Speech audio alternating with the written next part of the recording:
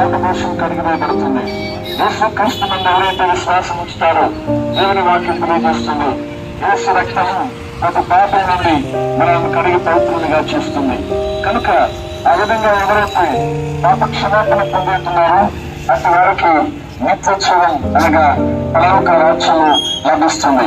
కనుక యేసు క్రీస్తు నుండి విశ్వాసం వచ్చి మారు మనసు పొంది పాప క్షమాపణ పొంది యేసు రక్తంలో పాపను కడిగి వేసుకుని నిత్య జీవానికి వారసులు కావాలని తెలియచేస్తూ ఈ మాటలు ముగిస్తున్నాం. వారు మాకు దీవించునుగాక. ఆమేన్. సాధన శోధన అధికమైన సంపూర్ణ శరీరము ఆగినను లోబడక నేను వెళ్ళదను. లోకము శరీరము ఆగినను లోబడక నేను వెళ్ళదను. యేసు చాలును చాలును యేసు చాలును చాలును. ఏ సమయమైన ఏ స్థితికైనా నా జీవితములో యేసు చాలును.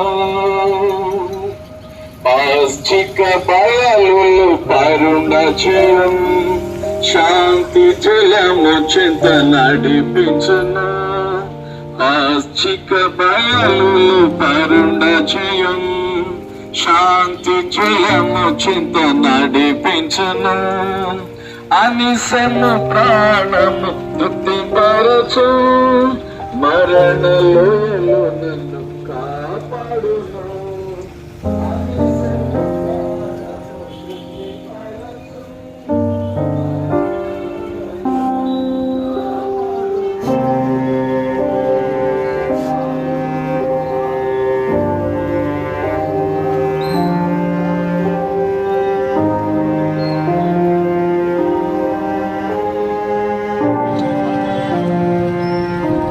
సోదరులారా, దేవుని వాక్యములో ఈ విధంగా సెలవిస్తా ఉంది. పాప రక్షణలకు క్రీస్తు లోకానికి వచ్చినది నమ్మదగినది పూర్ణ అంగీకారానికి వాక్యమైనదని సెలవిచ్చారు.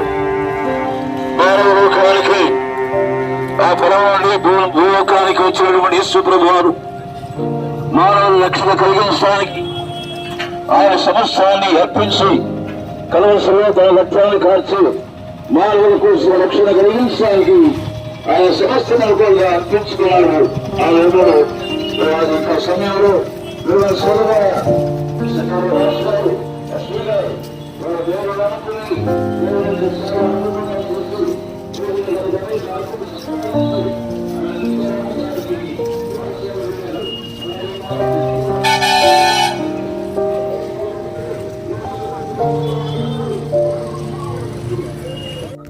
ఆమేన్.